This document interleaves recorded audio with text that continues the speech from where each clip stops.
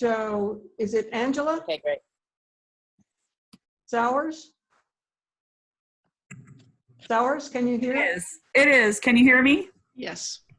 Okay, Yeah, I can hear you just fine. Can you hear me? now I can, Yes. and you have a hand up, so that's, Yeah. So, yes. So say your name, something Okay. about you, and then ask your well, thank question.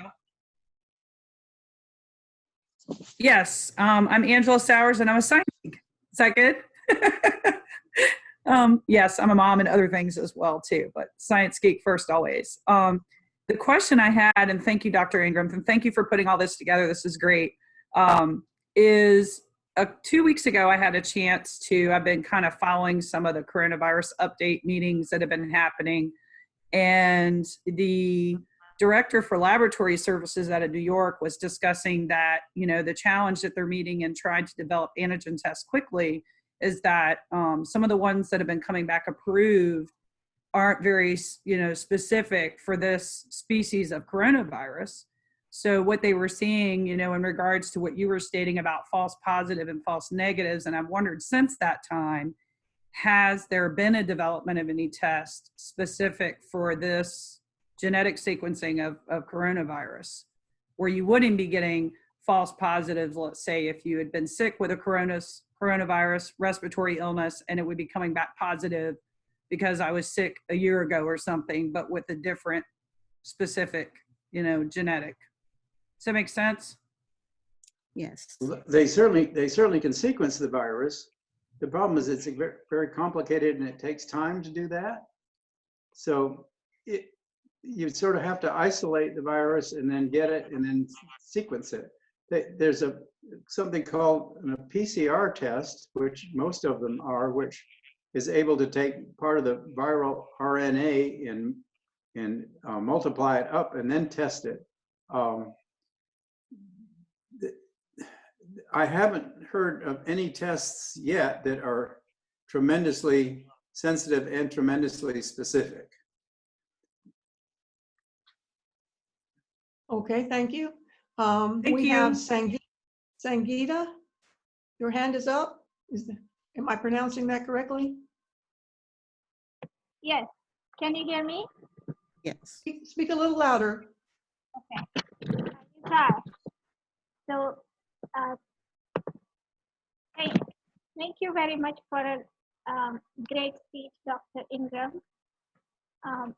Question is specifically about, something about me. I'm a mom and I'm Nancy's friend, and thanks Nancy for letting me know about great event.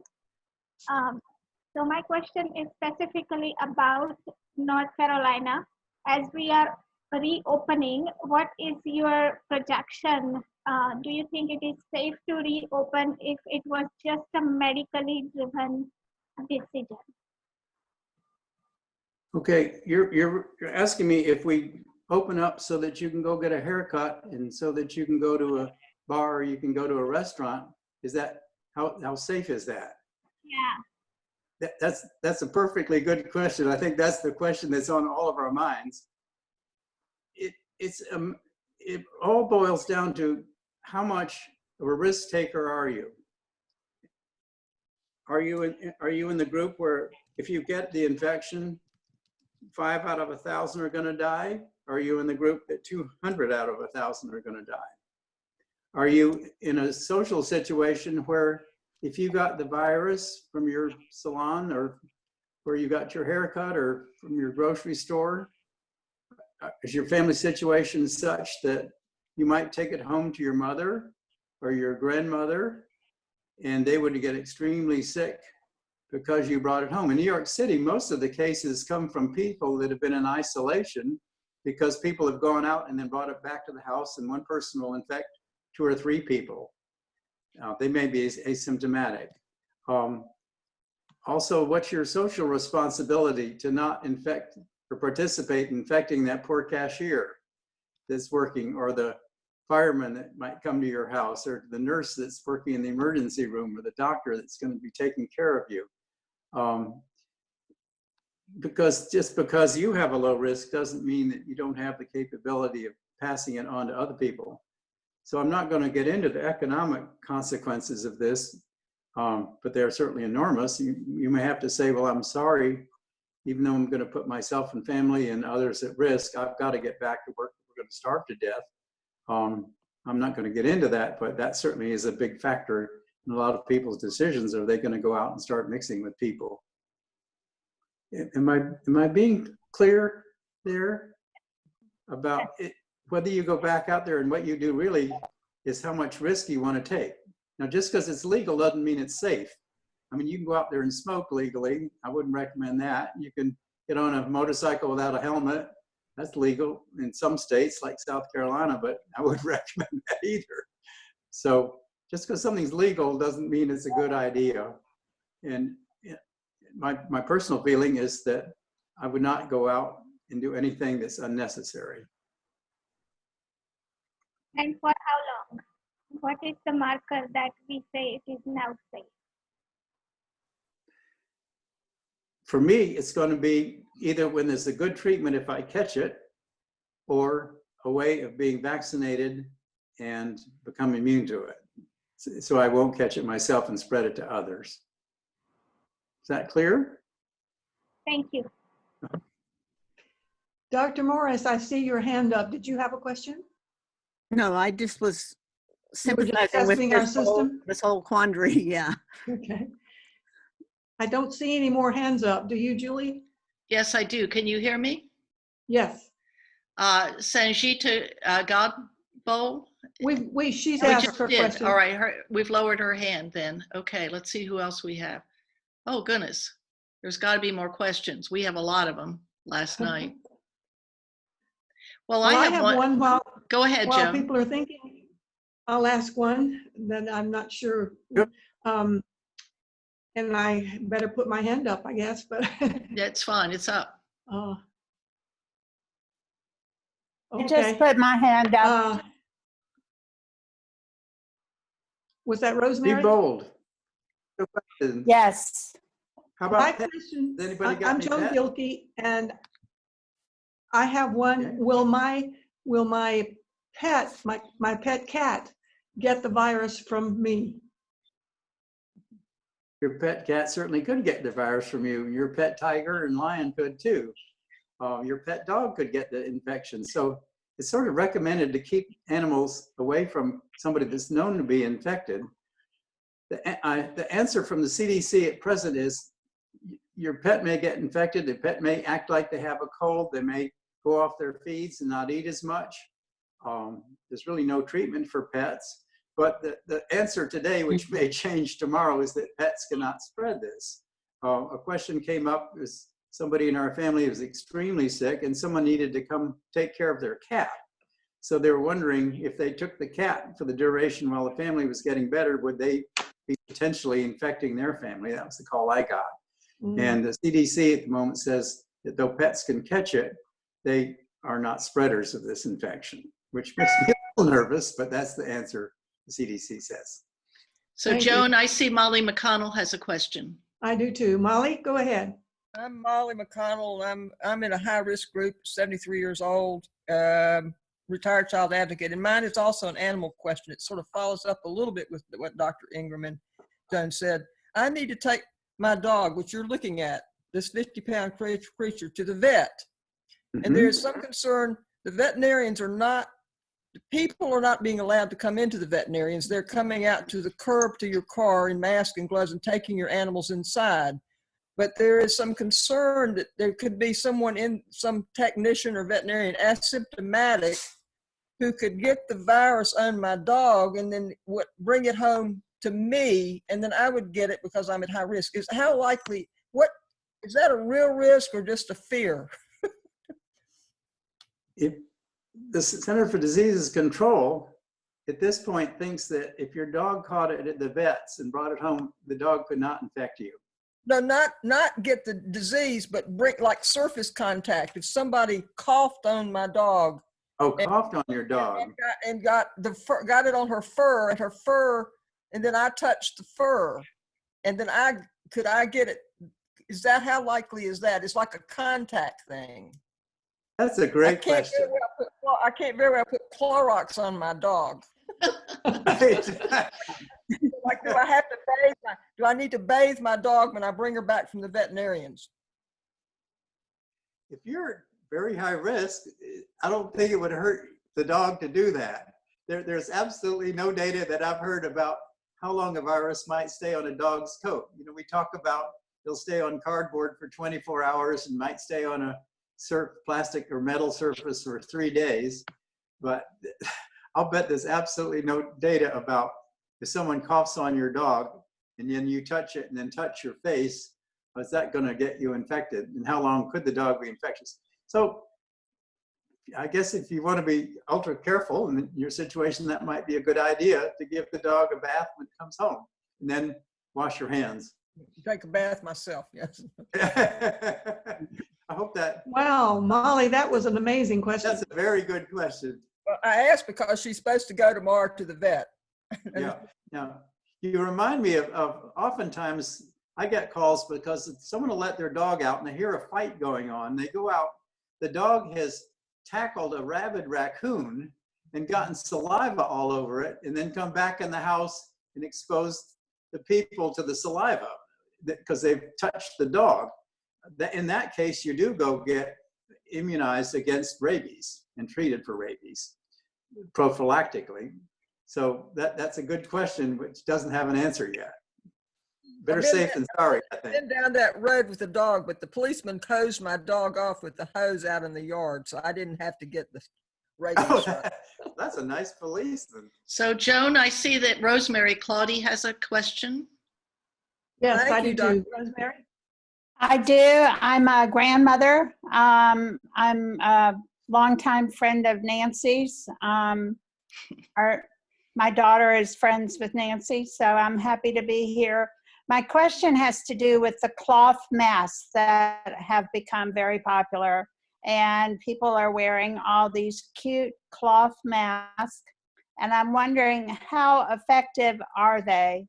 I have added a coffee filter, a folded coffee filter to the inside pocket of mine, but in talking with other people, I don't think all cloth masks have that pocket that a coffee filter or some other filter could be added to. So I was looking for Dr. Ingram's opinion on the non-medical masks that people are wearing. Okay.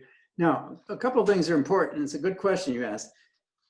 These masks will not protect you from breathing in the virus because you're breathing in not through the mask, but you're breathing in through the sides of the mask. The masks, as you know, are designed to try to deflect droplets coming out of your mouth to the side so that they don't go in people's faces. Any way that the thing is built so that it deflects your exhalations to the side is going to help somebody else. It's not going to help you any. The masks, the N95 mask or the surgical mask, and I just saw a study where they seem to be of equal protectiveness to healthcare workers. It's supposed to be tight to your face and you're pulling in through the material and filtering out the virus as it's coming through the paper or it's coming through the fibers that are in the N95 respirator mask. Those of us who work in hospitals, you don't just go to the hardware store and buy any N95 mask and think it's going to work. You have to go down. It's got to be put on your face. It's got to be tested. It takes about 20 minutes of different maneuvers. Make sure that thing is tight on your face and you're not pulling in any air around the sides of it. So I think if you had a good deflecting mask, it would help protect the cashier. It would help protect others around you. But if you are talking to somebody, it won't protect you from their exhalations and the viruses coming out from that. Okay, thank you. Is that clear at all? Yeah, thank you. Okay. I don't see any other hands up. Do you, Julie? Nope. I have a question. Okay, Margaret, you're on. Dr. Ingram, how would they study whether or not you can get COVID from an animal? Has anyone actually studied that, or is there any basis for their saying that you can't get it from animals? I'll bet there isn't. What do you think? I bet there isn't too, and I don't know why they would say it if they don't know. Right. There's only, it was a dog in Chapel Hill, right? Right, There were a right. couple of dogs in China. And there've been a And couple of a couple of cats somewhere in the US. cats and the tiger and the lion and the Bronx Zoo. So there are just so few animals that have been checked. And Yeah. I think the CDC is saying is they just haven't heard of a case where, let's say, somebody was taking all the precautions and then went and got somebody's cat who was ill and brought it to their house and then they got sick. Nobody seems to have come up with a case like that. Just like no one's come up with any cases from people catching it from food. So I bet, Margaret, you're absolutely right. There's just no data to say whether you're safe or not. Joan, this is Julie. I see John Morris has a question. John, you're up. Okay. Dr. Ingram, thank you for that extremely well-organized, helpful explanation. I wanted to ask a question that's not quite as colorful as Molly and her dog, but in a little broader sense. What is the risk of touching surfaces that other people with the disease have touched? You know, in other words, like handrails, elevator buttons, signing credit card bills. How significant a risk is that compared to the more serious risk of being in the presence of or close to a person with the disease?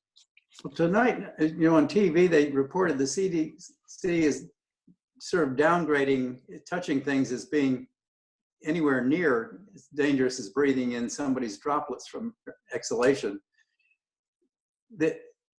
What I guess we're all going to have to figure out what we're going to do. What I do when I go pick up something at a takeout place and have to sign the thing is sign the thing and then take my little squirt bottle and squirt my hands and wipe it with isopropyl alcohol with aloe vera in it. Or if somebody brings the groceries to the door, is to go bring them in, use my hands, don't touch my face, and then wash my hands. So maybe the trick since we don't know the risk of many surfaces we touch, like handrails, elevator buttons, that kind of stuff, is just make sure that you wash your hands after you touch them. Now, if somebody comes in your house to fix the plumbing or something like that, I suppose it wouldn't hurt to go around and just take some soap and water and wash off the different handles, the doors and things that they touched. Is that making sense to you? What have you been doing?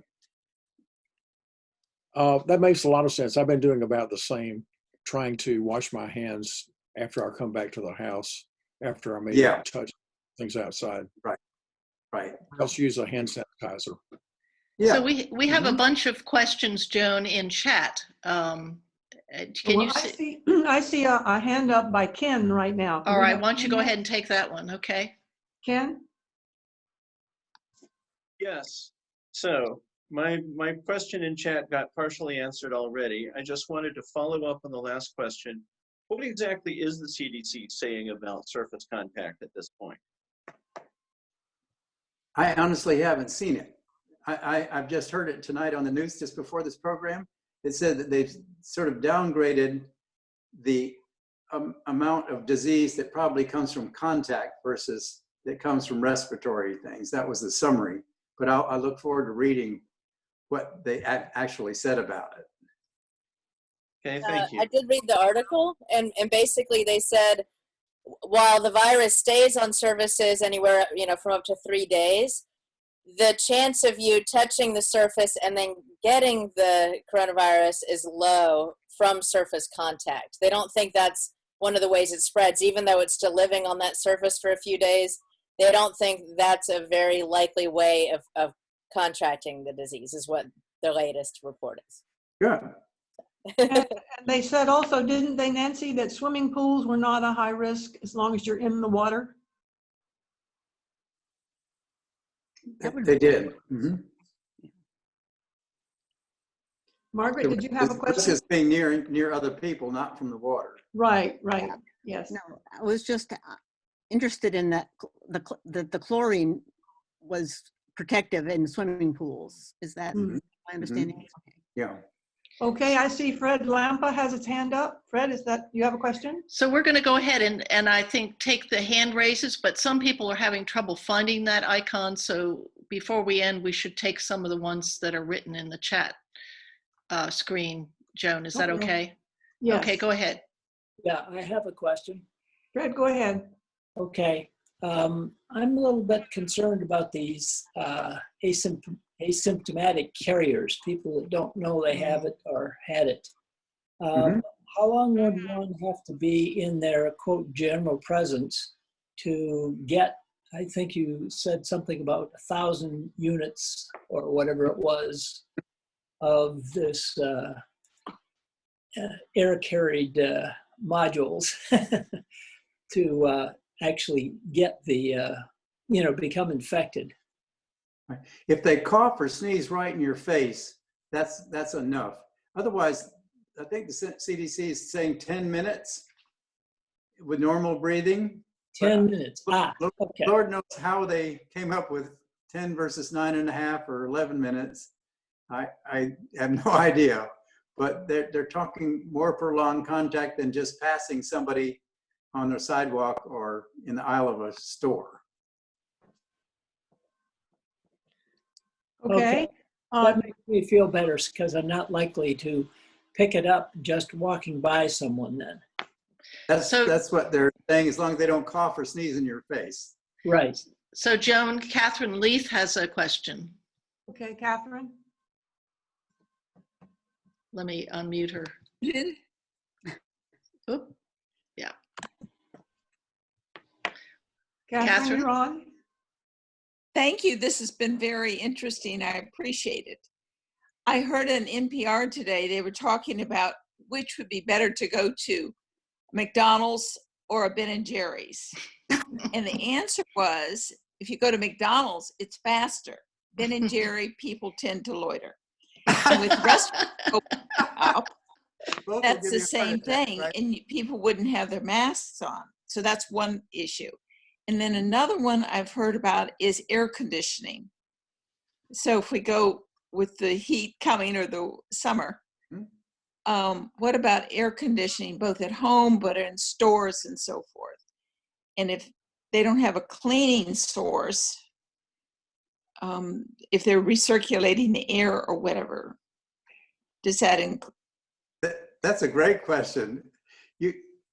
Thank you. You really worry about any air circulation like on a plane in a closed space versus an air conditioner that would vent the air to the outside. That would make the place safer. Something that just recirculates the air around and around and around certainly sounds like it could possibly spread it, doesn't it? What was their take on it? They didn't talk. I didn't hear anything about the air conditioning. I just heard about being in places where people are lingering, so to speak. And also they said another place to be careful of is bookstores. Because people touch a lot of things and linger. And you know, if you go to used clothing places, people are lingering and touching a lot of things. But they didn't, at least I didn't hear them address the air conditioning. Yeah. Did I see something about in stores, if you try on something, they're supposed to put it away for 24 hours and then bring it out? Some stores are doing that. Yeah. Macy's is doing that. We'll hope it's long enough for nobody doing that. So Joan, we have Nancy Largen and then Maya Zaret. Okay. Nancy? And Catherine Converse also has a question in the chat. So be sure to check the chat also.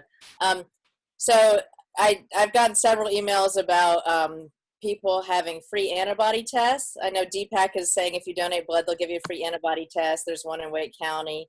UNC is doing a study where they're giving a free antibody test.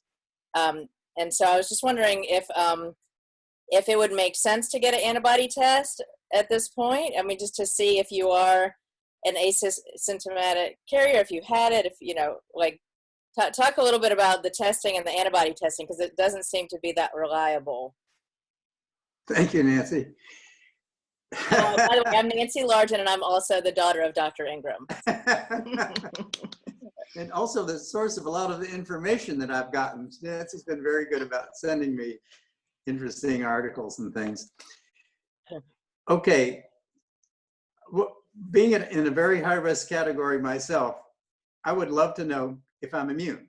And I'm sure many of you are in the high categories too and would love to know that. I would love to go get an antibody test, and I would love to know if that antibody test, if it was positive, was real. And I would love to know if that antibody test showed I was positive, that I would be immune for the rest of my life. And so I could just go out and have a great time and go on a cruise or whatever. So, by the way, don't go on any cruise boats right now. Okay. The best tests probably for antibody are going to be the ones that are cleared by the Centers for Disease Control. And I think there are only 12 of them at this point. So hopefully that will increase the accuracy of the tests. So I would probably not trust a test now that without knowing that that test was cleared by the Centers by the FDA as a good test. I would have to also realize that it might be a false positive test, and I think after they find out if antibodies really mean you're immune, that I would think, oh great, I'm immune and I don't have to worry so much. So one, I'm going to be not trusting any test until the FDA shows that it really is a reliable test. Two, that test is probably going to look for what's called neutralizing antibodies rather than other kinds of antibodies. And neutralizing antibodies are antibodies that stick onto the virus and keep it from attaching to cells and getting into cells and multiplying. So I'd want to test, there was a neutralizing antibody. Now, the question is, should I go out and get tested now? Nancy's brought up an interesting point, and I'll try to be honest with you guys. I'm very interested in finding out if I've got antibodies because I was into China in January and got sick there with a respiratory illness, and I was very curious about whether I've had it or not. They wouldn't test me because I'd been in Cambodia, but hadn't been in China at the time. So now Nancy's brought to my attention that the UNC Family Medicine Department's doing a study checking people's antibodies, and I'm very tempted tomorrow morning to go down there and get a free antibody test and ask them how they're doing the test and has it been cleared by the FDA. And then I'm not quite sure what I'm going to do with the data if they say I'm positive or negative, but I'm just curious as to at least what their test says. I'm not sure what I'm going to do with the data. I guess one thing you could do with the data, if they do seem to have, you go to a reliable place and it seems to be a reliable test, you could volunteer to be a donor to get plasma to be used for people that are very sick, which they're doing now. It's not quite clear whether it's going to help or not, but they're doing that now. So if you want to be a donor, that might be a good reason. But you've got to be careful, because just because one of these tests says you have antibodies does not mean that you're in a high-risk group. It does not mean that you're safe to go out among people. Am I being clear at all? Yes, thank you. So that's a good one. Joan, how about the question from Catherine Converse about swimming, Yes. summer swimming? I don't have that up right now. All right. Our summer swimming sailing club is still having lessons, which we doubt are safe. It is a small club with classes of about 8 kids. They say that the sun and salt water make it okay for the kids not to wear masks. What say thee? Oh, Wow. Okay. I think it's going to be safe to get into seawater. It's going to be safe to get into ponds, because though they don't have chlorine, the dilution factor would be enormous. If the water was contaminated with sewage, well, hopefully you wouldn't go into it, but if you did, even though the virus has been found in stool of people who are infected, nobody at this point seems to think the stool is infectious, which is a little hard to get around, but maybe the virus is dead, or they don't think that's a real source. So I think the getting into the water or being on the water is probably okay. The sailboat, if they wash it down and it's in the hot sun, is probably going to be okay. Being around other children without a mask on and not staying 6 feet away from them probably is not okay. Does that make sense to anybody, or Yes, what do you think, Margaret? Or I agree. I think that makes perfect sense. The water is not the problem, it's the people. it's the people's the problem. Right. Okay, Maya Zara is up next. Maya? Hi, so I'm a grandmother who's really missing hugging her grandchildren at this time and not knowing how long this is going to last. So my question goes back a little bit to the swimming. They're opening our pool, and my daughter always comes in the summer to use the pool. And our pool is a saltwater pool. So how safe is it with the saltwater pools, or is it safe at all? Probably the water is safe.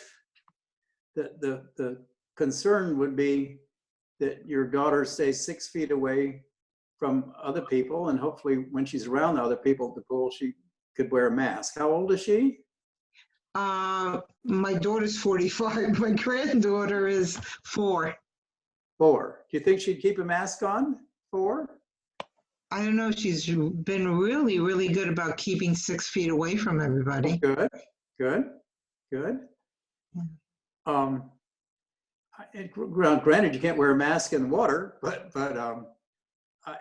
my own grandchild and my daughter come to our house and go swimming in the lake at the end of our yard. I keep 6 feet away from them, and we try very hard to stay away from each other. So it probably would be safe as long as they stay away from you and other people. Okay, thank you. How are other people going to handle that question? What do you think, Margaret? Well, I'm not sure because I don't quite understand what your question is. How are other people going to say, is it okay for your grandchildren to come to your house and swim in your pool? How would you handle that? I would say, yeah, basically what I think you just said, which is basically I think that it would be wonderful if they could go swimming in the pool, and that they have to stay away from other people and wear a mask when they're not in the water. Right. I agree with you. That's what I think you said. So right. Yeah. Ken, do you have another question? Is Ken still on? Yes, here I am. You have another question? Go ahead. Yes. What are the risk statistics on people who are old, like in their 80s, but have none of the other predisposing factors? You know, they don't have heart problems, they don't have respiratory problems, and all that kind of thing. Okay. Since the numbers I gave you about the death rate, if you get infected, actually I've written down here 13 to 20%. That also includes people who do have, you know, comorbid conditions, and a lot of people in their 80s certainly do have comorbid conditions. So if you're in your 80s and you don't have the comorbid conditions listed, your risks are probably less than the 13 to 20%. I expect there's certainly going to be, you know, maybe 5 to 6% or so, at least, because just being old lowers your immune system's ability to fight off infections. That's been shown with influenza and other things that are dangerous for old people. But I can't give you a specific number. Yes, I have searched the internet in vain for answers to that question. I haven't seen it split down, probably because they haven't found very many older people who don't have comorbid conditions. Certainly younger people who are marathon runners have died of this illness. Just because you're really fit and don't have any comorbid conditions doesn't mean it won't kill you. But I'm sorry, I can't give you a number to put what range your risk factor is. Yeah, we're concerned about my father. He has none of the standard list of comorbid conditions, but he did have a stroke a month ago, and he's just come out of the hospital and is wheelchair bound, not very mobile. So Wonder how that all plays in. Right. I'm sorry to hear about that.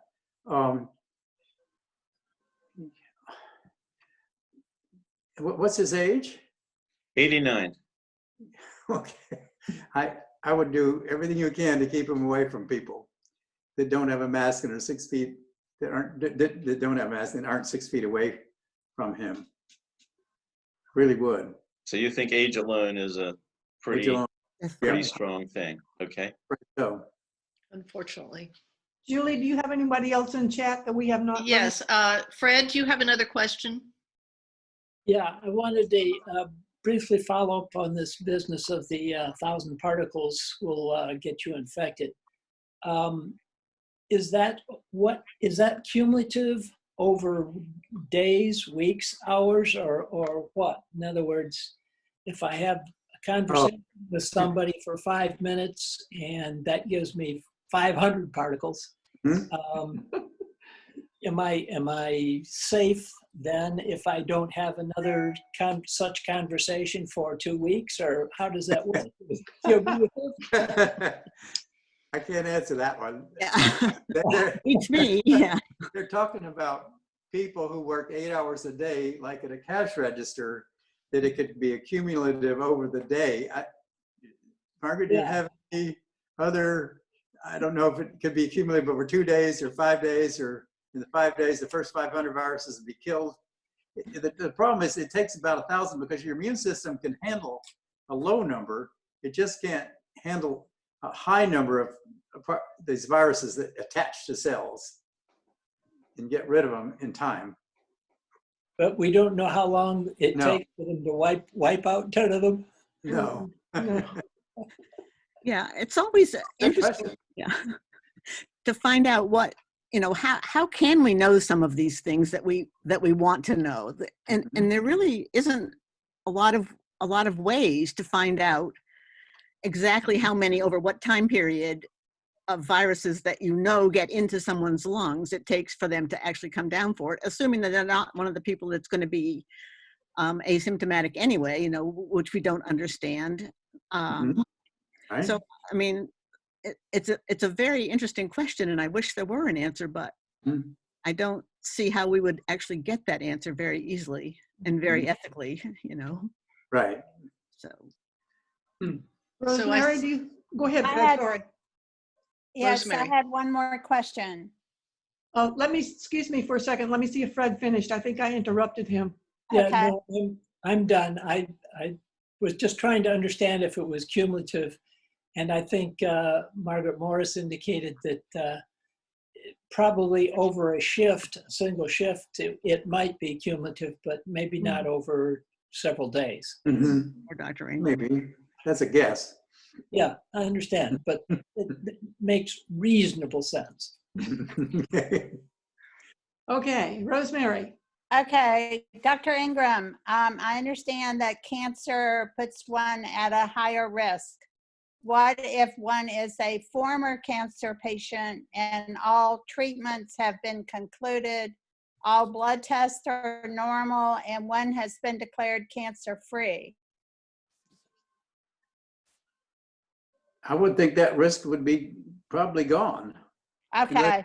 Unless you were still on chemotherapy or hadn't gotten all your white blood cells back, or your immunoglobulin levels were still low, or No, everything was good. You gave me the answer I wanted to hear. Thank you.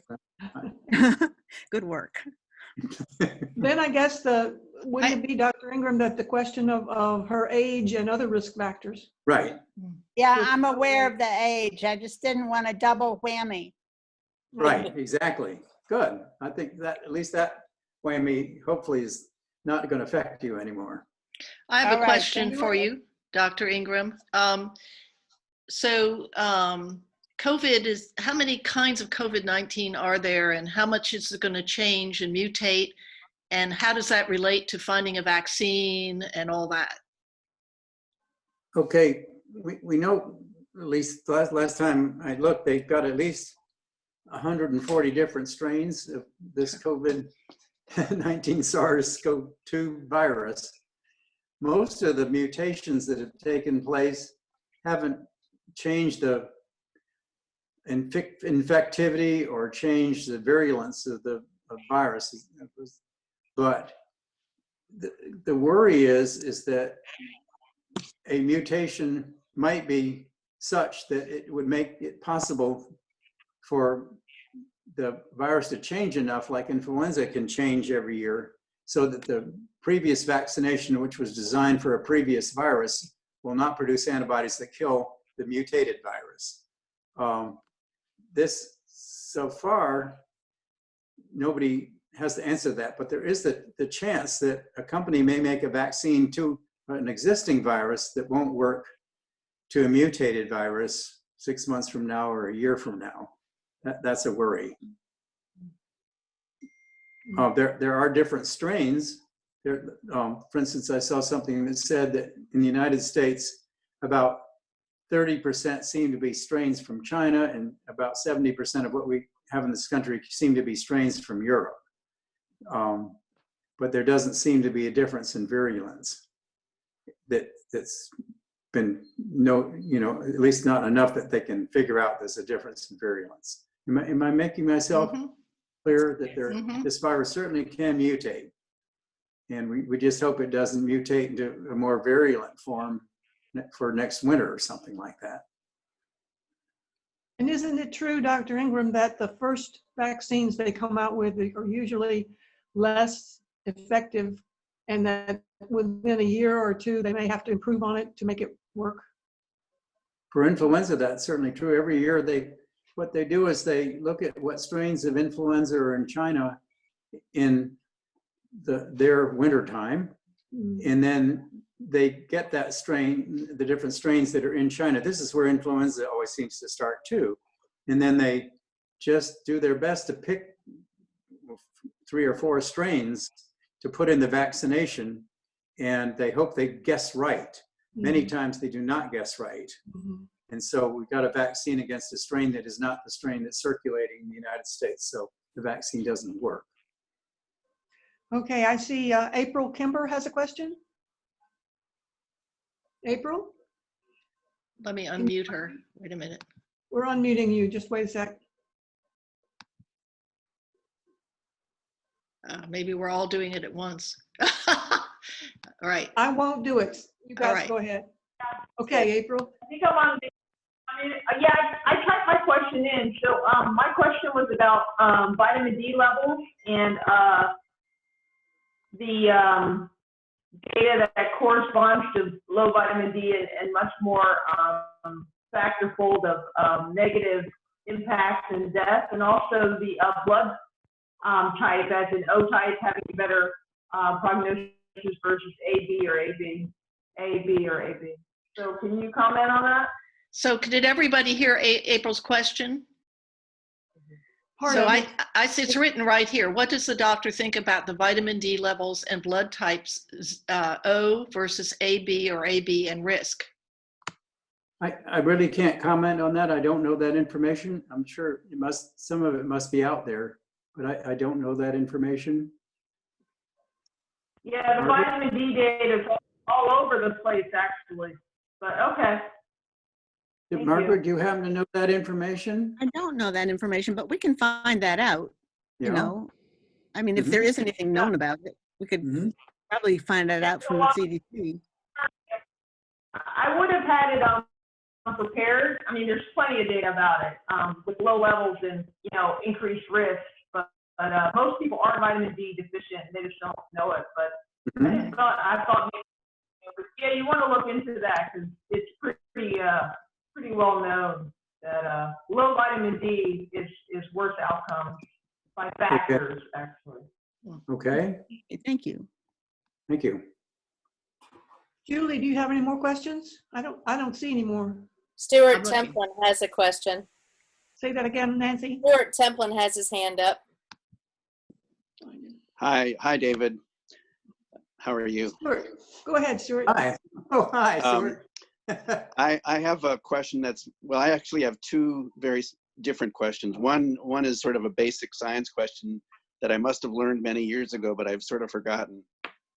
And that is, what is it that makes one virus so much more virulent Is it how sticky they are on the cells, or certain enzymes that they've got, or why should this virus be 10 times more invasive than influenza, let's say? So that's one question. Then a totally different question is more I can't answer that question. So we can move on to your next one. I don't know. Okay. I don't know why the other one is Ebola is worse than chickenpox or something like that. Right. So the other is more of a social public health type question, and that has to do with the anti-vax contingent in this country, people who, for various reasons, refuse and advocate against vaccines for many diseases, and what your opinion might be about what impact that would have on our national scene, let's say a year from now when there's a vaccine. How much of an impact is that going to have? Okay, so I just saw something about this yesterday, that somebody did a questionnaire and 20% of the country would not take an effective vaccine. If there's one developed in a year, 20% of people at this point would refuse to be vaccinated with it. What we're hoping for is that there'll be such a thing as herd immunity, that you have to vaccinate and have a certain percentage of the population be immune to stop the pandemic. With measles, it takes up to 95% of people have to be vaccinated or immune from the disease to keep it from spreading in an epidemic form. So we may be in bad trouble if we get a good vaccination and 20% of the population is still not immune, that we may have trouble controlling this virus because it can still keep spreading around. Is that clear? Do you agree sort of with that problem? Yeah, that's one of my big concerns. Even if we're so fortunate to come up with a great vaccine, we're still facing psychological issues in this country about people's attitudes. Right. And some of those issues are not just psychological. It does take experience with a vaccine as well to find out if there are issues with it, so it might be that they want to wait and be not the first bunch that get it. Wait for a few 100 million doses and see what happens. Yeah. Like that flu that caused Guillain-Barré or something, the flu vaccine. Yeah. Yeah. I think back when polio vaccine first came out, there was jubilation over the availability of the polio vaccine, Salk vaccine, and then eventually, with millions and millions of people getting the vaccine, there were a few that had some serious side effects. Right? I see Molly has another question, Joan. Oh, I wonder why I don't know why I'm not getting some of these. Go ahead, Molly. This is sort of, if you're just grocery shopping and you have your mask on and you stay 6 feet away, but you're in the store for 30 minutes, are you at the similar risk to the cashier who's checking you out, who might get 1,000 particles of somebody else's COVID air breathed on them? The longer you're in that store, the greater your risk, because remember, your mask isn't protecting you, it's protecting other people. What if you wear 2 masks? A mask to work has got to be tight. You've got to breathe through it, not around it. And it's got to be a good quality N95 or surgical mask to be effective. So we're making out of cloth are not going to protect you. So you want to get in and out of there as fast as possible. Or what I do is, since I'm at risk too, that pay the $5 and have somebody, shop for you and put the bags into your car. And then they will be spending the half an hour going around getting this stuff, and they'll be at risk and you won't. But really, I think if you're a high risk person, it'd be worth the $5 to have Amazon Prime or Shipped or some of the other services, or go to Weaver Street or whatever and have them bring it out to the car. Thank you. What do you think?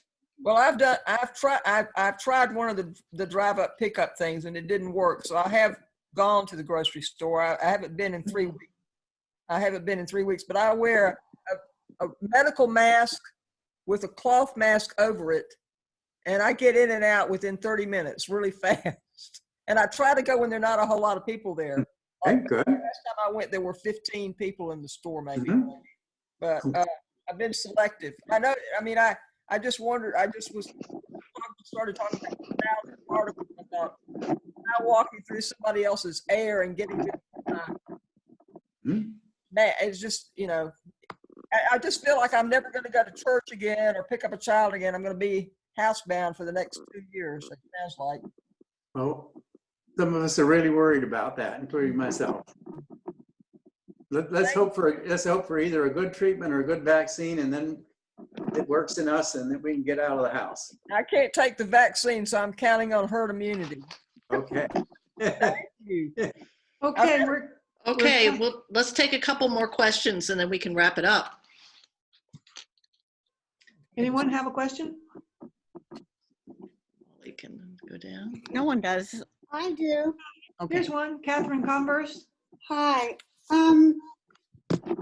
My daughter, our dream is to get a takeout ice cream at Dairy Queen. Not Dairy Queen, but there's this really great one. But we think it's not safe. And I wonder if you're in the car and they bring the ice cream from inside and it's frozen, is it safe? Or it's just safer not to, but we don't want to do it because we're afraid, but that's our dream thing. So do you have an opinion on, or if you got a takeout hamburger, which I don't eat meat or care about, but it's the same drive-by situation. There's a window, somebody gives you it, you're in your car. I expect if they've got a mask and gloves on and they hand it to you and you quickly take it and you've got a mask and wash your hands after you are handed the thing and sign the chit for the thing, it's probably pretty low risk. What do you think, Margaret? I think it would probably be pretty low risk to get a very large number of viral entities. There you go, Kitsy. Thank you. Made your day. These small things become very important, don't they? Along those lines, Catherine, I was wondering, we might ask Dr. Ingram, I don't think anybody's asked this question. Now, it's not principally entering the body as in food, because doesn't the stomach's acids tend to destroy the germs, or is that a fake? Oh, no, yeah, stomach acid is good for destroying germs. Yeah. So you're saying if she goes shouldn't through have your to mouth, worry about her ice cream. It's the breathing. hopefully somebody hasn't coughed on it, but